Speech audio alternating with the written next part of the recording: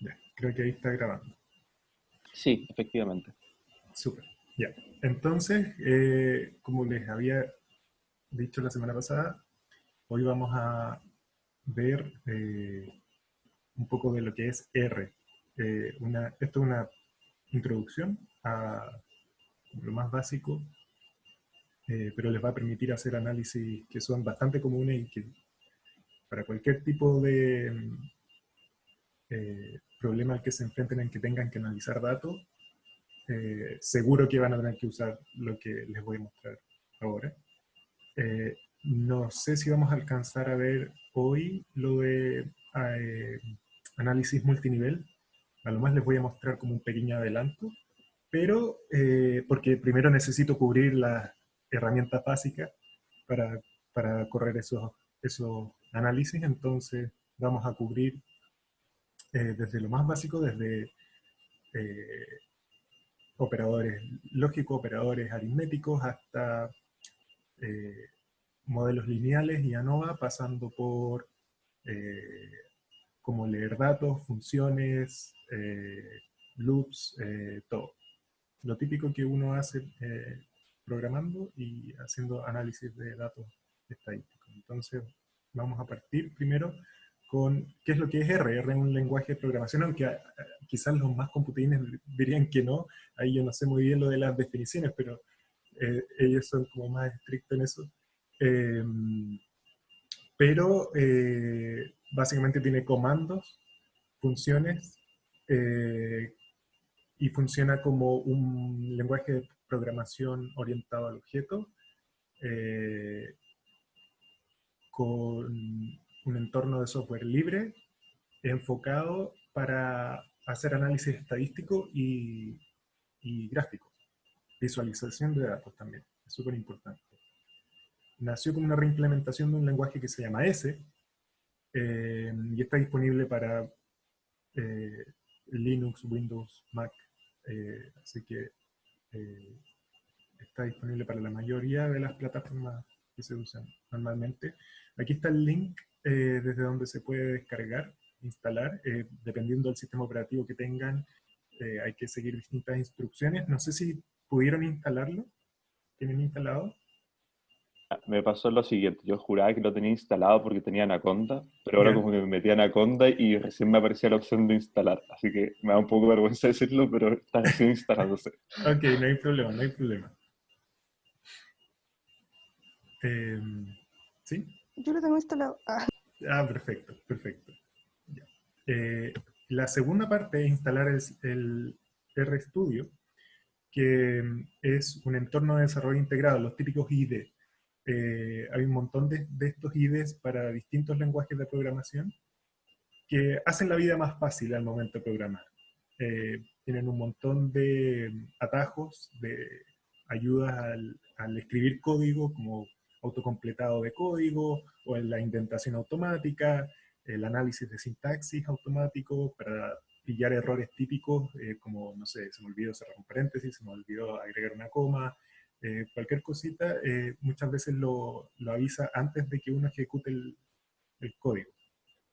Además, este IDE tiene la opción de ejecución directa de código. Uno puede escribir, por ejemplo, un script y para ejecutarlo basta con seleccionar las líneas que uno quiere correr, apretando Control Enter, eso se ejecuta automáticamente.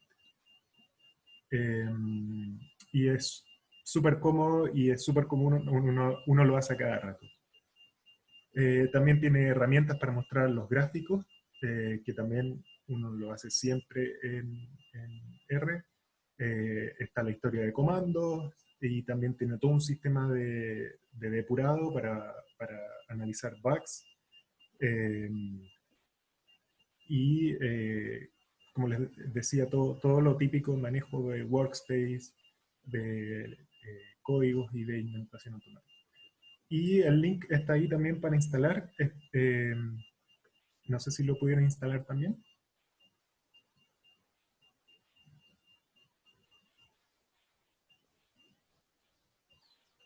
Estoy en proceso. Ok, ok. Sí, también. Sí, sí. perfecto. Ok. Ya. Entonces, bueno, cuando Felipe puedas instalar el R y RStudio, lo primero, ahí te vas tú actualizando, voy a ir cubriendo los primeros pasos. Eh, lo primero es abrir el RStudio. El RStudio normalmente debería detectar dónde está instalado R, entonces cada vez que queramos usar R, basta con abrir el programa de RStudio.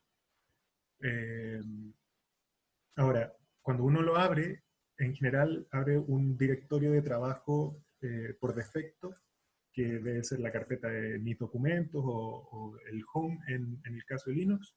Entonces, normalmente uno quiere tener una carpeta especial para los análisis que quiera hacer, para guardar los datos y todo eso. En ese caso, lo primero que uno hace es cambiar el directorio de trabajo, que se llama Working Directory en inglés, y así es como se llama en el RStudio. Eh, y entonces hay dos opciones para cambiar esto. Uno es el comando setwd,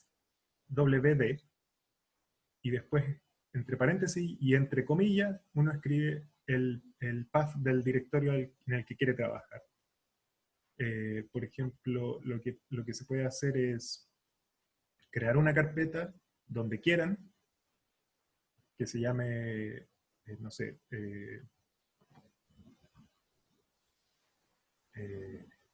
curso o auxiliar o lo que quieran, y cambiar el directorio para que ese sea el directorio de trabajo, para que ese sea el directorio de trabajo. La gracia es que cuando uno hace análisis estadístico, lo que se hace comúnmente es que los datos están en un archivo, vamos a ver cómo se leen los archivos, y después uno hace un análisis gráfico, después guarda, todo eso va a quedar automáticamente guardado en ese directorio. Eso es lo primero. Vayan intentando hacer eso, crear una carpeta de trabajo y fijar esa carpeta como el directorio de trabajo, y si tienen problemas me van avisando. Lo segundo es la ayuda. Esto también es súper común. R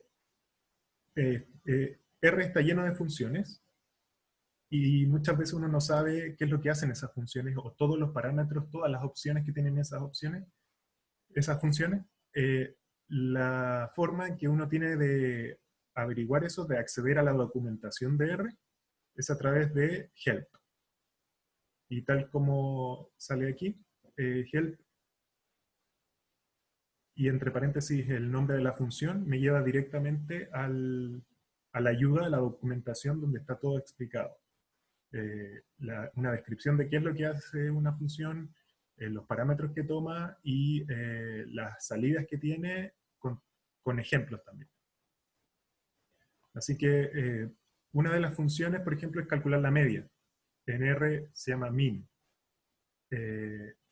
Entonces, si uno tipea help entre paréntesis min, aparece la documentación. En RStudio, voy a ver si es que salgo de aquí y les muestro R.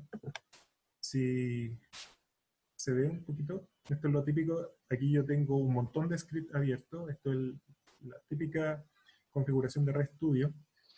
Espera, yo estoy viendo, sigo viendo la presentación en este instante. Ah, ok, ok. Ya.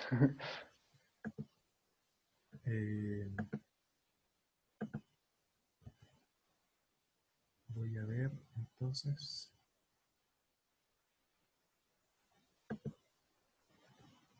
Sí. Aquí voy a cambiar a RStudio. ¿Ahora sí se ve? Ahora sí. Súper. Entonces, esta es la típica configuración del RStudio. Esta ventanita de acá es donde están los scripts. Aquí yo tengo un montón de los que he usado en la vida y nunca he cerrado. En este lado está el ambiente con todas las variables que han sido creadas hasta ahora.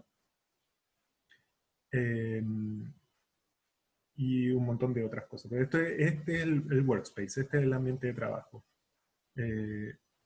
Aquí está la consola donde se ejecutan los comandos y el código. Y finalmente tenemos aquí, abajo a la derecha, un montón de pestañitas donde aquí aparece como un navegador del disco, donde uno puede ir por distintas carpetas, tal como ventanas en Windows o en Linux. Aquí esta pestaña es el que muestra los gráficos. Tiene un montón de opciones, como abrirlos en otra ventana o exportarlos como PDF, etc. Aquí están los paquetes que han sido instalados. Eso, ya voy a hablar un poquito más de eso. Y aquí está la ayuda. Entonces, por ejemplo, si yo aquí en la ventana de comandos pongo help min, lo ejecuto, enter, me aparece inmediatamente aquí en la pestaña de ayuda eh, toda la descripción de la función, cómo se usa, los argumentos que puede tomar, descripción de los argumentos, los valores que entrega, referencias, otras funciones parecidas y finalmente ejemplos. Y esto es lo mismo que tipear signo de pregunta y el nombre de la función. Por ejemplo, ahora la mediana. Aparece aquí automáticamente.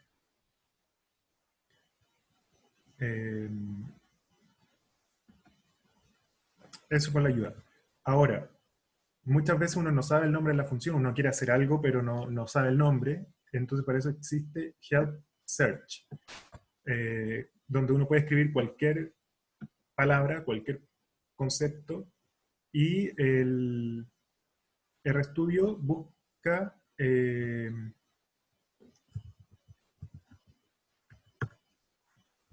ese concepto en toda la documentación. Por ejemplo, aquí. Y en la ventana de Help, entonces me muestra todo lo que contiene la palabra min o que está relacionado con la palabra min en distintas funciones de distintos paquetes. Ok, volvamos entonces a la presentación.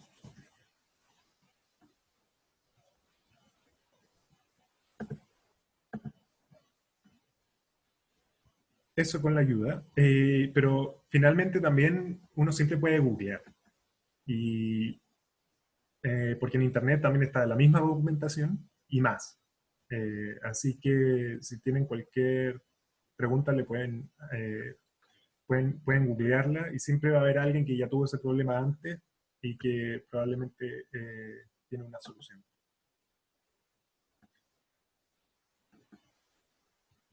Eso.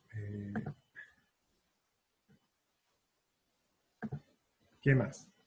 Como les había dicho, en R están los operadores aritméticos típicos, la suma, la resta, la multiplicación, división, el gorrito o doble asterisco para potencias, y también se puede usar el doble porcentaje para el módulo, división de módulo, y porcentaje para la división entera. También hay operadores lógicos, los típicos. El signo de exclamación es la negación. La barra esta significa O. Este simbolito es el I. Y para evaluar si es que una expresión lógica es verdadera o falsa, entonces usamos la función isTrue.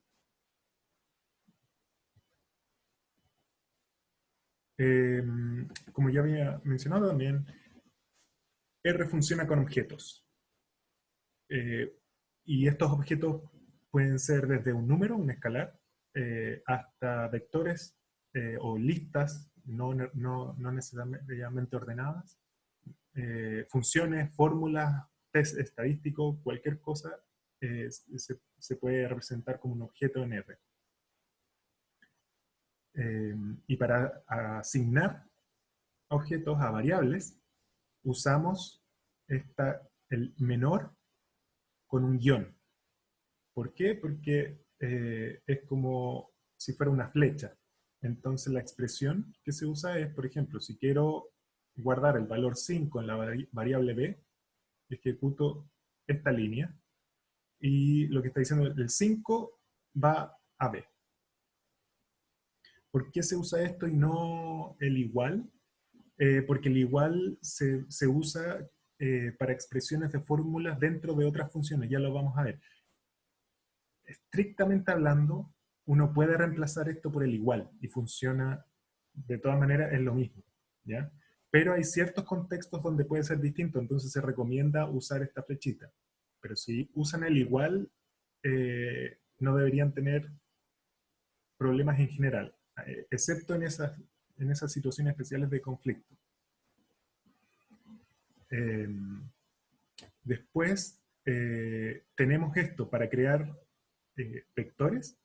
Se usa esta función que es C, como de combinar. Y podemos combinar números o cualquier otra cosa.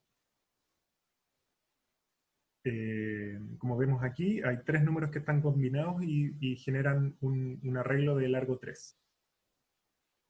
Para acceder a los elementos, se usan los corchetes cuadrados. Por ejemplo, para acceder al segundo elemento de el vector A, entonces ocupamos esta expresión. Y aquí los vectores comienzan en 1. ¿Ya? Eso es como también algo medio controversial. Algunos prefieren que comiencen en 0, otros en 1. Los vectores comienzan en 1. Y aquí hay otros ejemplos finalmente. Por ejemplo, al usar los 2 puntos, 0, 2 puntos, 100, crea automáticamente una secuencia desde el 0 al 100, de 1 en 1, y lo guarda en este caso en la variable a.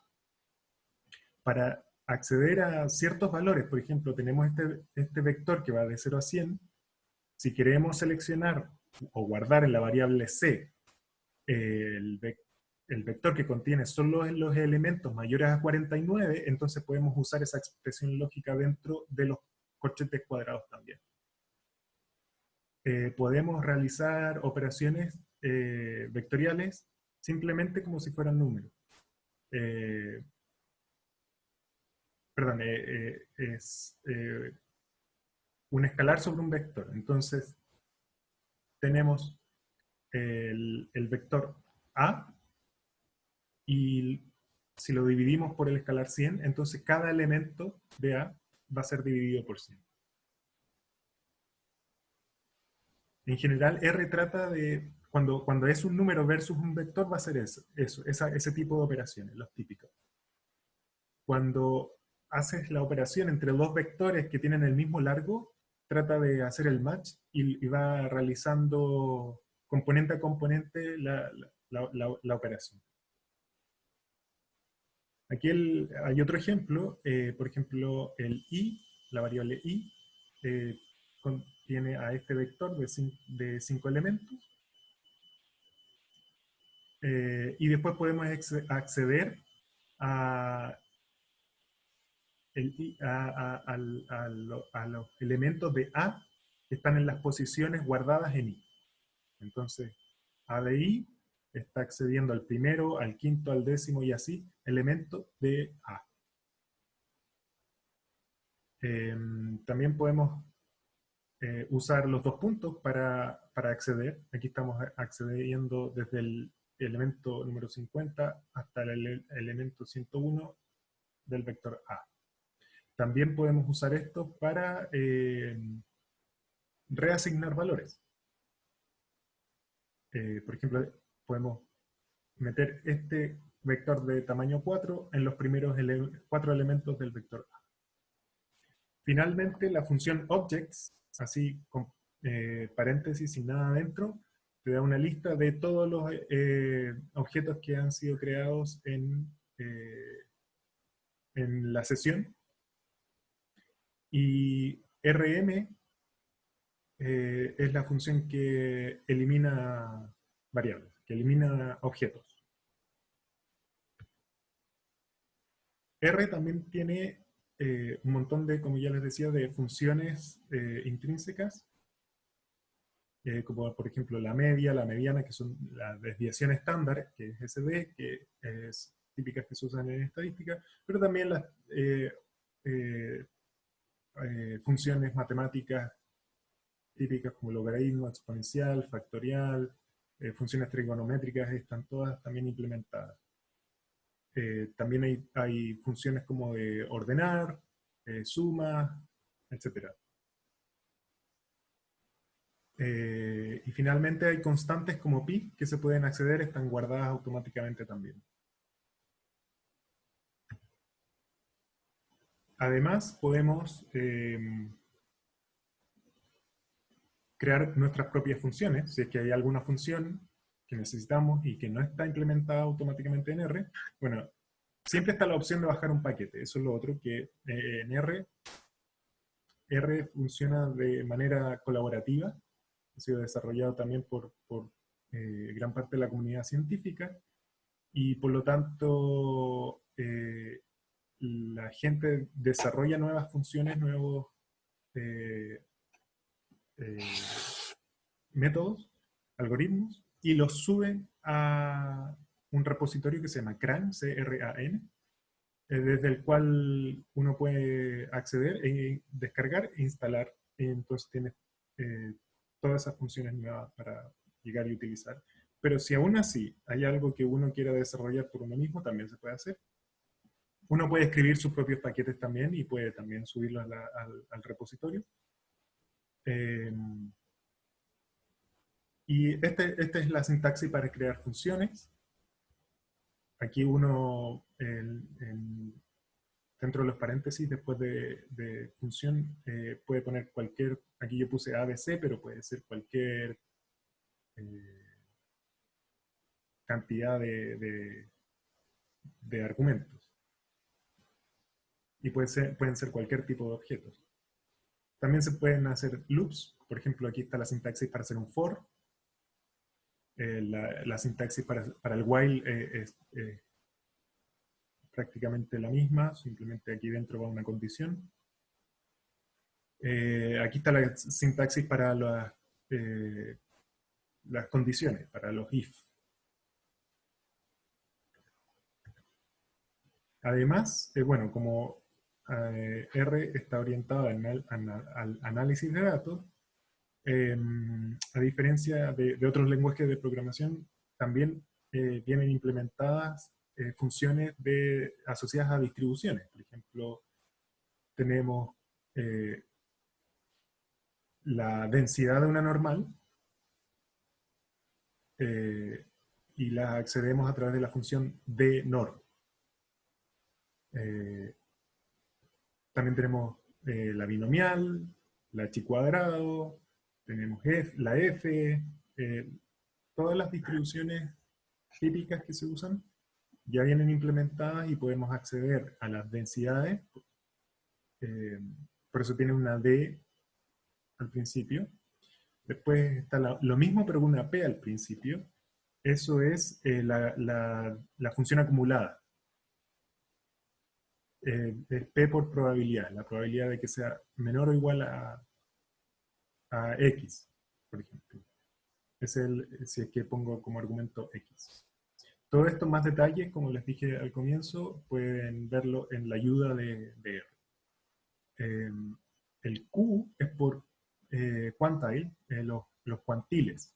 Esta es la inversa de la acumulada.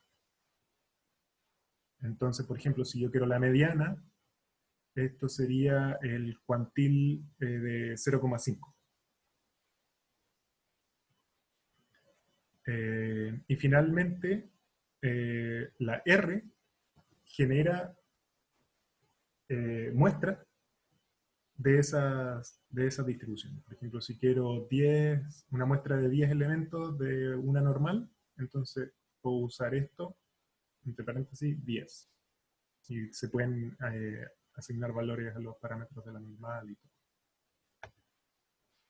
Entonces, con esta información ya somos capaces de eh, resolver el primer ejercicio. Felipe, ¿ya tienes instalado el RStudio?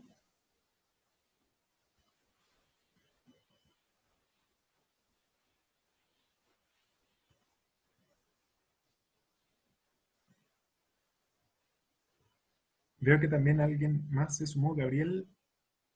eh, no sé si eh, tienen todos instalado el RStudio ya.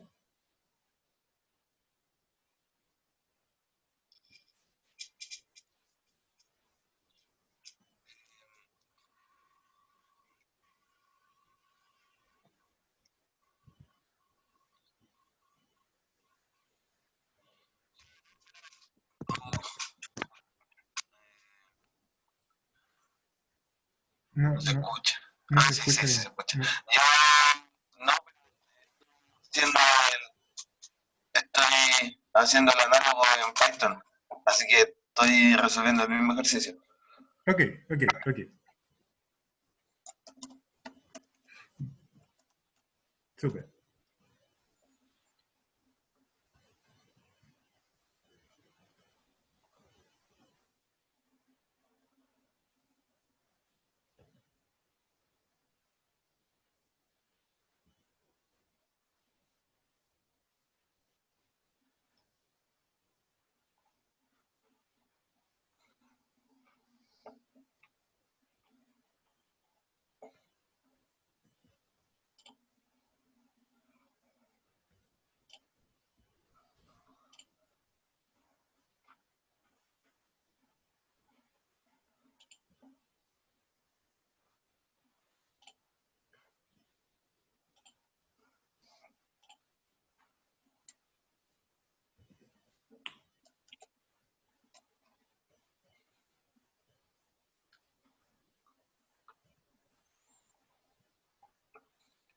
Ya, ahí me cargó en todo caso. Ya. Disculpa, esos Sí, números que están ahí, ¿los podría copiar en el chat de Zoom? sí, sí. Ya, gracias.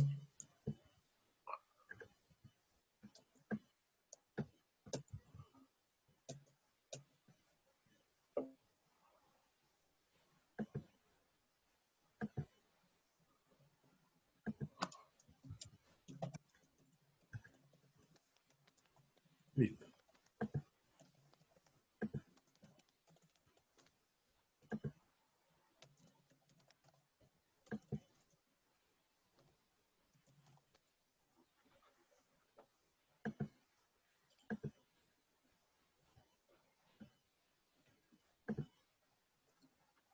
Ya, ahí está.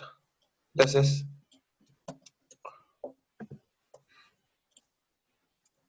De todas maneras, también en las próximas clases, la próxima clase yo creo que también va a ser de R y de ahí voy a hacer una clase de Python también. Ah, ya, qué buena. Sí. Bueno, voy a estar más o menos listo. Ujú. Gracias.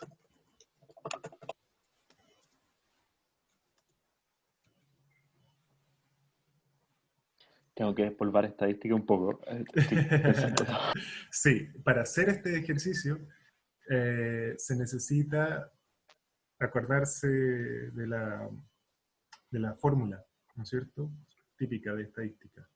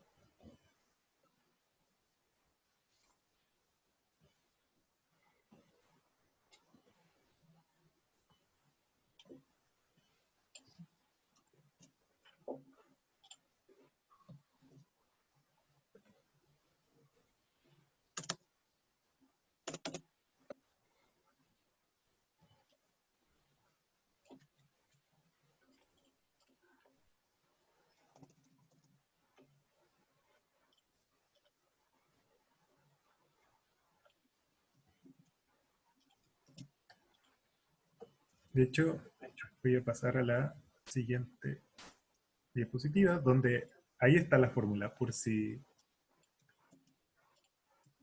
por si les cuesta encontrarla,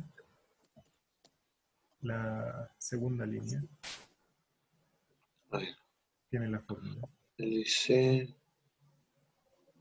El intervalo de confianza en este caso está dado por el promedio más menos un numerito por la desviación estándar dividido en la raíz cuadrada de n.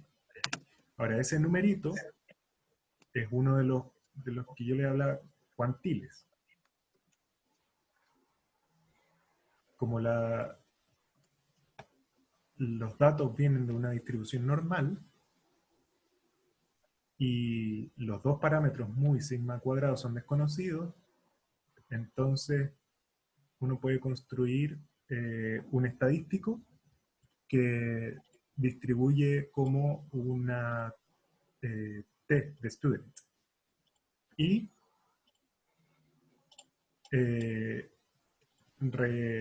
haciendo un poco de álgebra, encontramos esta expresión para los bordes del intervalo de confianza, donde este numerito de aquí es un cuantil que depende del porcentaje de confianza, en este caso un 95%, y por lo tanto necesitamos el cuantil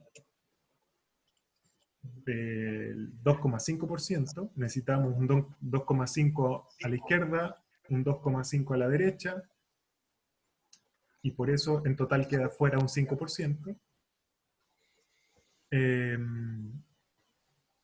Y esta distribución T tiene un parámetro que son los grados de libertad, que viene dado por n-1, donde n es el número de observaciones. En este caso tenemos 25 numeritos, así que necesitamos calcular el cuantil del 2,5% de una T con 24 grados de libertad.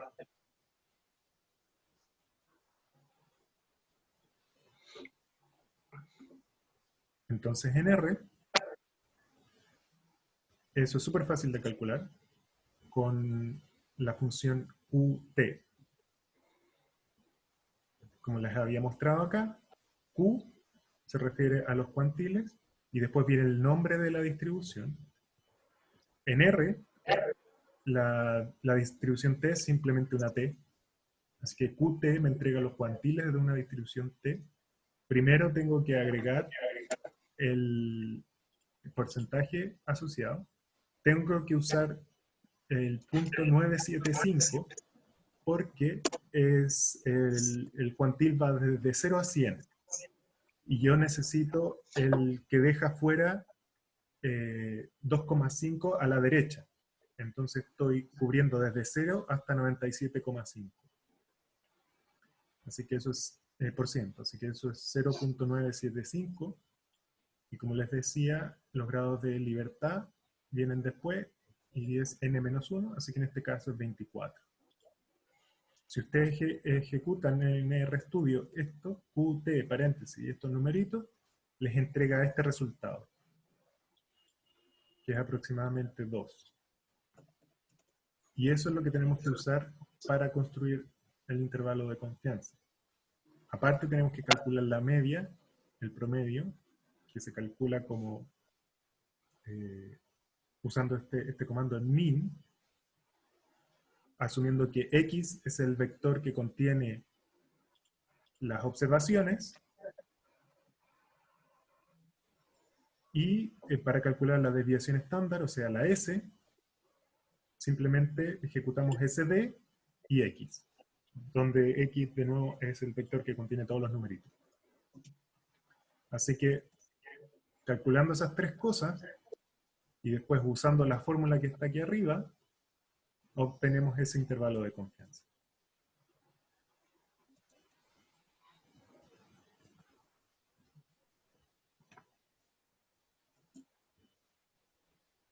Sí. PPF. ¿Sí?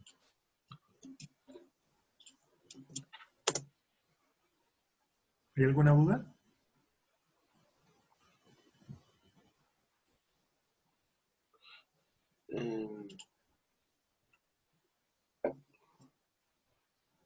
Más allá de mis dificultades propias por la estadística, Ok. Súper. Entonces, sigamos avanzando. Yo tengo una. ¿Sí? El T sub N, o sea, el T de 99,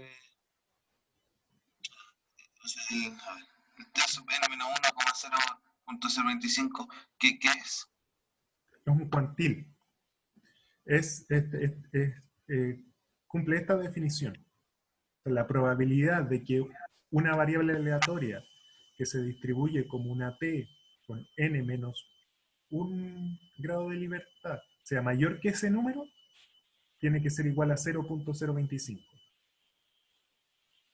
Aquí está la definición de este número. Y eso tiene un nombre y se llama un cuantil.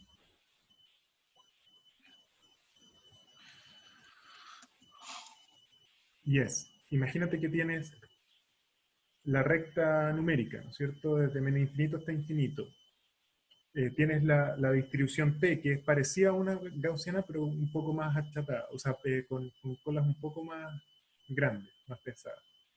Entonces, tienes esta forma así, con la densidad. Y entonces, la probabilidad de ser mayor que este número es todo lo que está debajo de la curva desde este número en adelante. Y, y, y eso es lo que necesito que sea 2.5.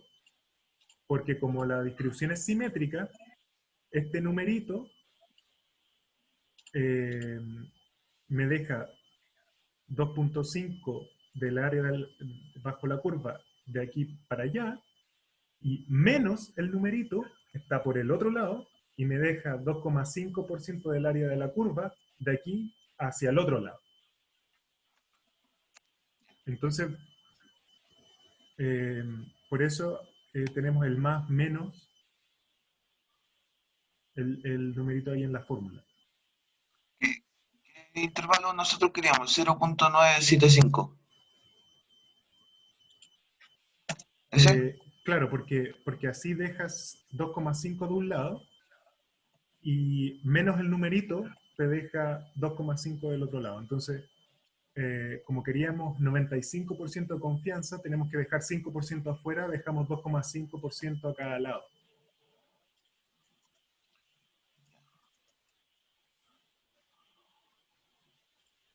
Entonces, la forma de obtener ese numerito en R es decirle, dame el número que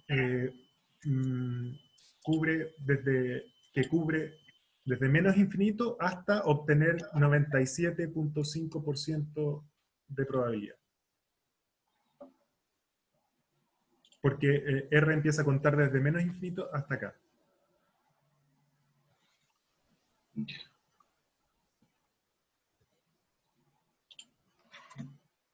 Eso. Sigamos entonces. Porque la verdad es que queda bastante por cubrir y quedan solo 10 minutos, pero vamos a seguir el miércoles, yo creo, con la segunda parte. Entonces, los gráficos son súper importantes y súper usados también. Los típicos son los histogramas. Una última preguntita. ¿Sí, sí? ¿Cuánto te dio el intervalo de confianza? 8.92,11.16. Ah, puta, estoy re cerca. Pero bueno. Pero pueden ser, si son diferencias pequeñas, puede ser error de aproximación o... No, no es como en el segundo decimal, así Ah, ya, que ya, ya. no. Bueno, ahí veré que. Sí, nomás, sí. Ujú. Sí. Después tenemos lo típico, los histogramas. Para eso está la función ist de x. Por ejemplo, pueden ejecutar esto, ist de r binom 1000,10,04. Esto es lo que va a generar. Primero es 1000 observaciones de una binomial con parámetros 10 y 0,4, y después les va a mostrar el histograma de esa muestra. Automáticamente. Después, el otro típico comando es el plot. El plot sirve para todo prácticamente. Desde gráficos de dispersión a líneas a otros. Aquí hay un ejemplo. Si es que tenemos un vector en una variable X con un vector de observaciones, entonces graficamos X. El tipo L, esto es una L entre comillas, significa línea, porque si no, por default, por defecto, aparecen circulitos, es un gráfico de dispersión. Si no, para que sea una línea, tenemos que poner esto. Y además tiene un montón de otros argumentos posibles, un montón de opciones para cambiar cómo se ve el gráfico. Por ejemplo, los labels del eje X, que son como el nombrecito, la etiqueta que aparece debajo del eje X. También podemos hacer lo mismo para el eje Y. Y le podemos agregar un título, leyenda, lo típico que se necesitan en los gráficos. Todo eso lo pueden ver también en la ayuda de R. Después, este comando lines de X o ABLine también son súper útiles porque en vez de crear una nueva ventana, un nuevo gráfico, lo que van haciendo es agregar líneas al gráfico que ya está. Entonces hoy vamos a ver, por ejemplo, que es útil para los modelos lineales. Primero hacemos un gráfico de dispersión con los puntos y después le tiramos una línea encima mostrando cuál fue el modelo que se ajustó. También podemos mostrar varios gráficos en una misma ventana usando este comando par y dentro mPro, que es un argumento que recibe un vector de dos componentes, x1, x2, y va a crear una ventana con una matriz de gráficos de tamaño x1 por x2. Entonces, por ejemplo, aquí par mPro C22 va a crear una ventana con 4 gráficos. 1, 2, 3 y 4. Y basta con ejecutar ese comando primero y luego tiramos los 4 gráficos que queremos. Por ejemplo, esos 4 histogramas que están ahí. Otro comando, otra función importantísima es pairs. Esa recibe como argumento un objeto que se llama data frame. Los data frames son estructuras para manejar set de datos en R. Y la gracia es que todos las funciones de R se van ajustando dependiendo de cuál sea el objeto que uno le pase. Si uno le pasa un vector, hacen una cosa. Si uno le pasa un data frame, hacen otra cosa. Y la gracia es que el data frame guarda los nombres de las variables, entonces cuando uno grafica, pone automáticamente los nombres de las variables y así. Pairs lo que hace es que si tienes varias variables en un set de datos, va a mostrar los gráficos de dispersión en una ventana para todas las combinaciones. Una matriz, si tengo P variables, va a ser una matriz de P por P gráficos, con todas las combinaciones de todos los pares de variables graficados para ver las dispersiones. Ahora vamos a ver lo de cómo leer datos, porque hemos hablado de cómo graficar, cómo calcular ciertas cosas con los datos, pero necesitamos generar los datos. En vez de estar copiando como lo hicimos recién, lo típico es leer los datos desde un archivo. Entonces, para hacer esto existe la función read.table. Y también existe lo mismo con CSV y con delete, pero son casos particulares de la primera función. Todos lo deberían poder hacer con readTable, pero CSV también es súper útil, porque viene con todos los argumentos por default que se necesitan para leer un archivo separado por coma, que es típico, por ejemplo, es fácil, por ejemplo, leer este tipo de archivos en Excel, entonces se usan bastante. No sé si me acuerdo mal, pero tengo la sensación que también habían como read CSV2 o Sí, como otras versiones de esto mismo, ¿no? sí, sí. La versión 2 es si es que tus datos usan, depende de qué es lo que uses como separador decimal. Si usas el punto o la coma, los originales, por ejemplo, RITC CSV, asume que el separador es un punto. El CSV2 asume que el separador decimal es la coma. Perfecto, Eh, gracias. Ujú. Así que, bueno, de todas maneras pueden revisar eso en la ayuda de R, pero sí, esa es la diferencia entre uno y otro, simplemente cuáles son los parámetros por default. Eh, Después está esta función que se llama summary y que de nuevo hace distintas cosas dependiendo de qué es lo que uno le pase. Si uno le pasa un data frame, ¿qué es lo que hace este read table? Genera un data frame con los datos que leyó del archivo. Ahora, si corro summary, me va a mostrar un resumen con la descripción simple de las variables.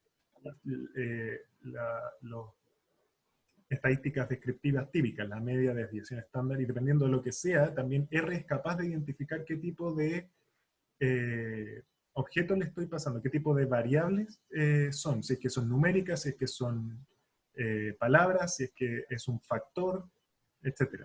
Si no, uno después también lo puede cambiar, personalizar. Uno puede tratar, por ejemplo, lo que es originalmente un número como un factor, como una categoría. También eso se puede hacer. ¿Qué es un factor? Un factor es como una etiqueta. Si tienes, por ejemplo, datos donde tienes, como hablábamos la clase pasada, de un grupo control y un grupo tratamiento, la etiqueta que le pones a cada observación, si es que pertenece al grupo 1 o al grupo 2, ese tipo de variable es un factor. Ya. Y es importante que R sepa que es un factor porque si no lo va a tratar como un número o lo va a tratar como una palabra y va a hacer cosas distintas.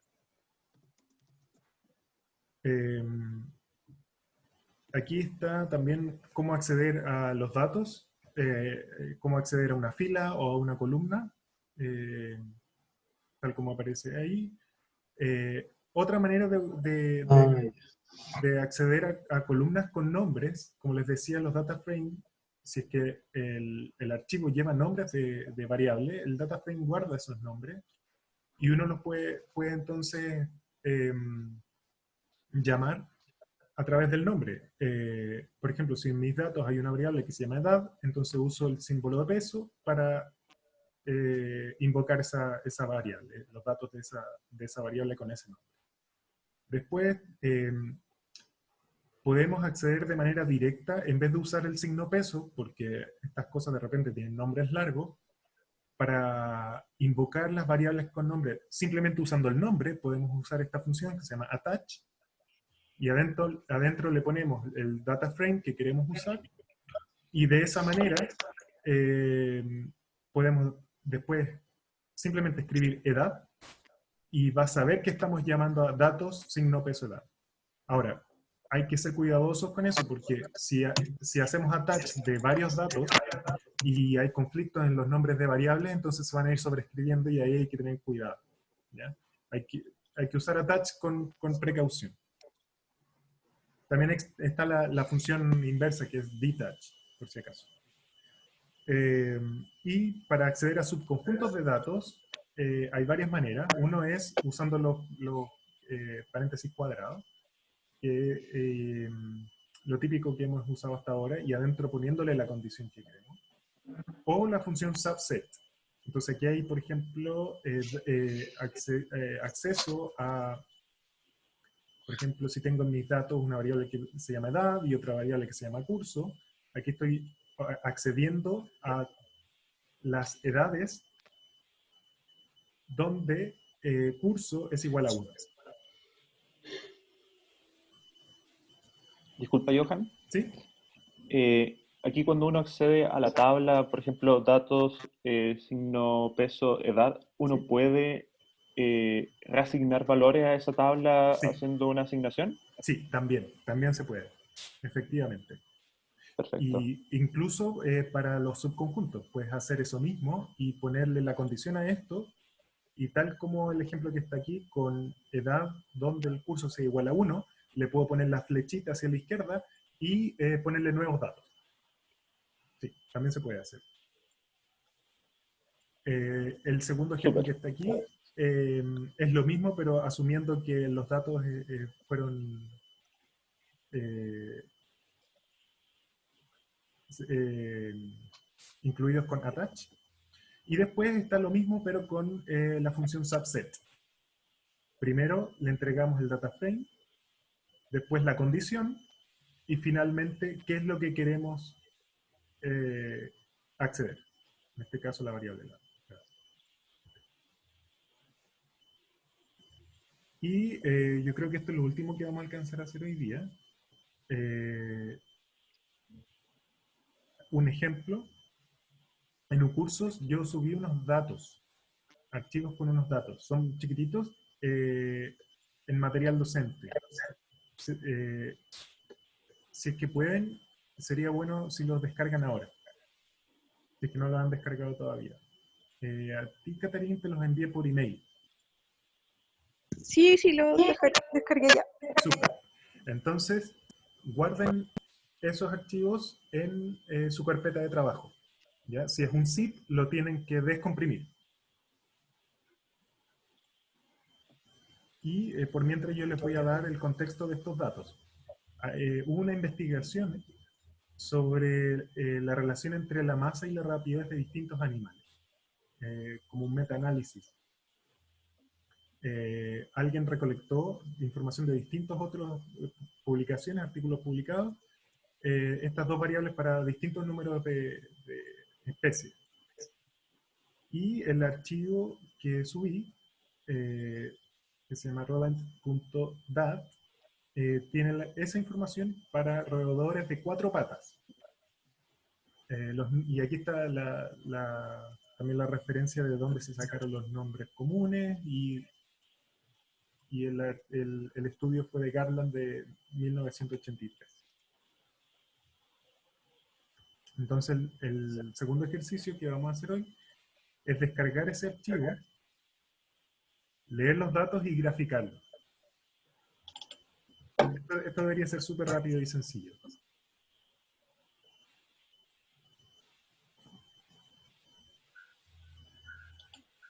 Entonces, ahora voy a ¿Está como tabla? sí, ¿Qué es el archivo .dat? en este caso es un archivo de texto simplemente. Tiene la extensión DAT, pero se debería poder leer como cualquier archivo de texto.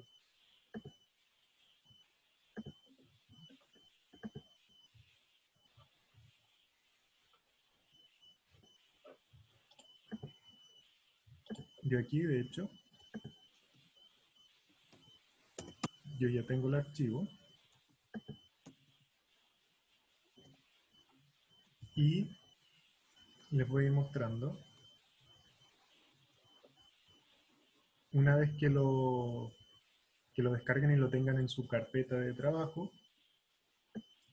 para leer los datos, simplemente tienen que ponerle un nombre a la variable donde se va a guardar el data frame, después la flechita hacia la izquierda, y después usamos la función readTable.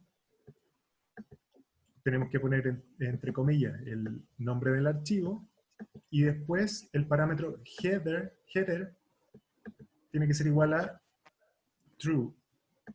Se puede escribir la palabra completa o simplemente la letra T mayúscula. Las dos funcionan. Ah, ok, ok. Ya. El archivo .csv tiene 7 filas, ¿no? Debería tener 8, creo. 8 filas. Sí, sí, sí. Ah, de ahí. Sí, Y el .dat tiene información distinta. sí, es otro, sí. Ya.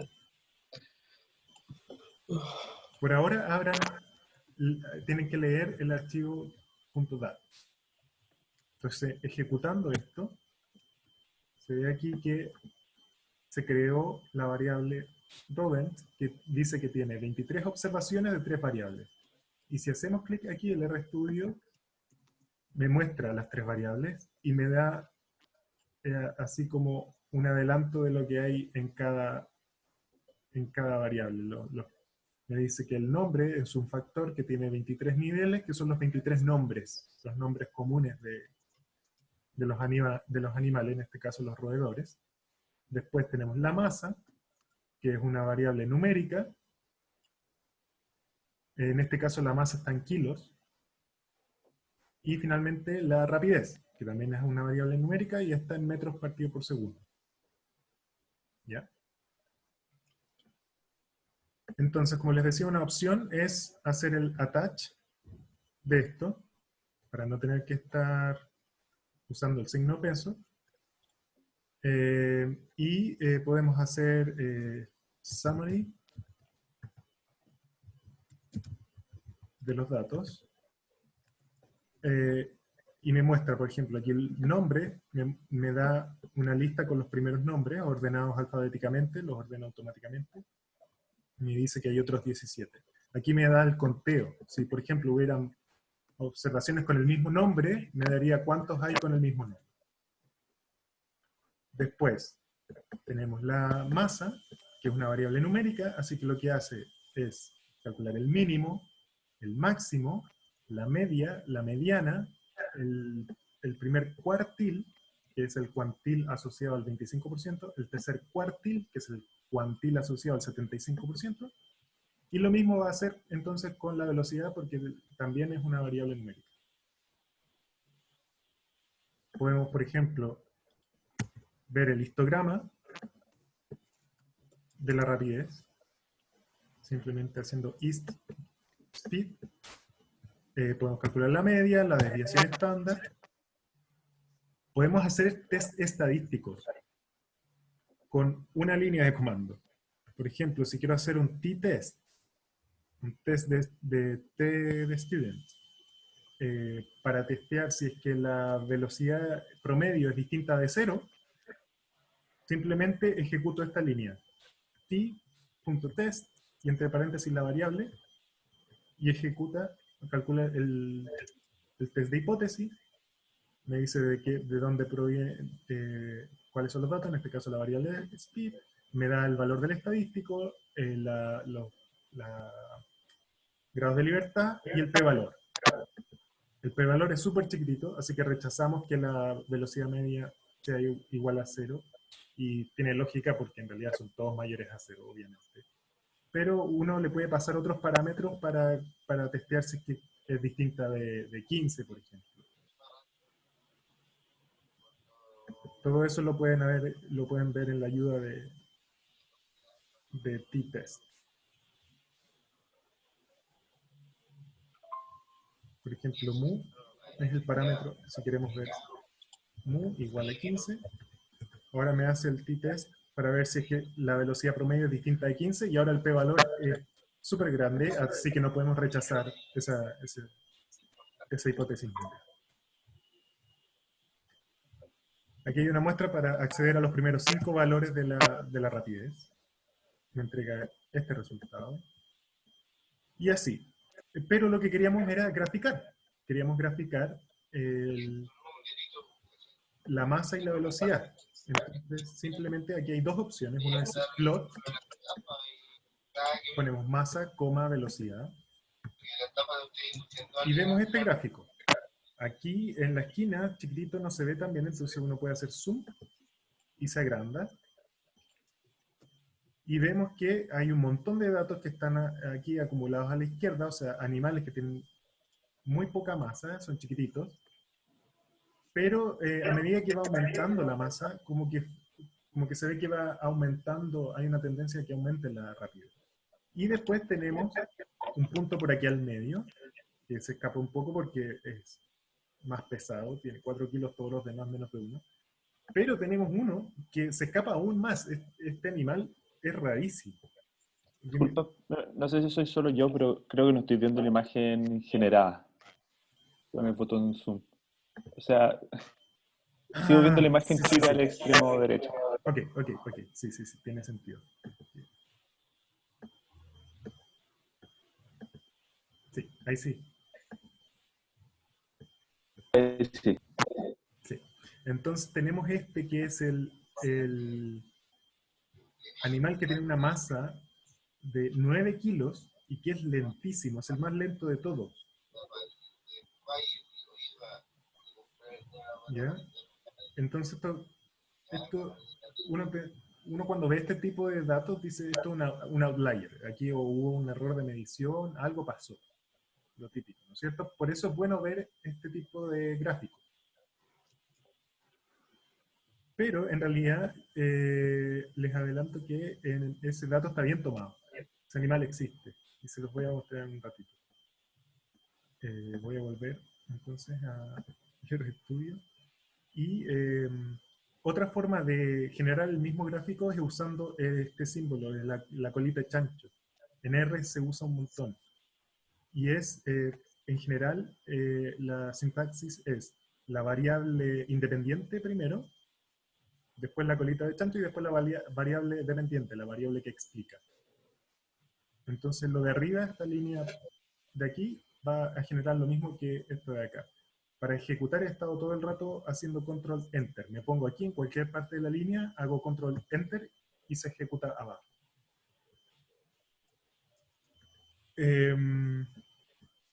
Entonces, eso les quería mostrar por ahora, de cómo leer datos y cómo graficarlos. Aquí, por ejemplo, si queremos hacer otro gráfico, pero sacando estos outliers, se puede hacer, como les mostré, se puede crear otro data frame con el subconjunto de datos donde la masa es menor que 9, o sea, ahí estoy sacando el más pesado de todos, o se puede hacer lo mismo, pero sacando los que son mayores que 4. Me quedo solo con los que tienen masa menor que 4. Puedo hacer eso, y ahora grafico de nuevo, y me aparece este nuevo gráfico, solo con los que son más chiquititos. Y aquí se ve la tendencia creciente, ¿no? La mayor masa, mayor velocidad.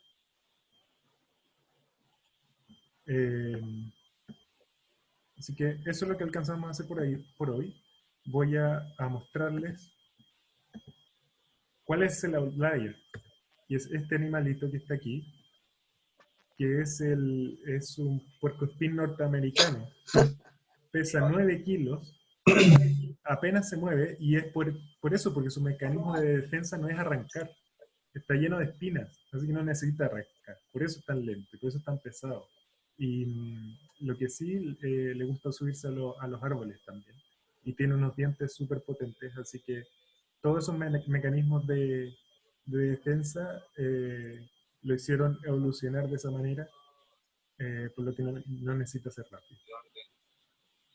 Y eso, el miércoles voy a continuar con la segunda parte de Introducción a R y ya con ejecutando modelos lineales, ajustando modelos lineales, ANOVA y los modelos multinivel.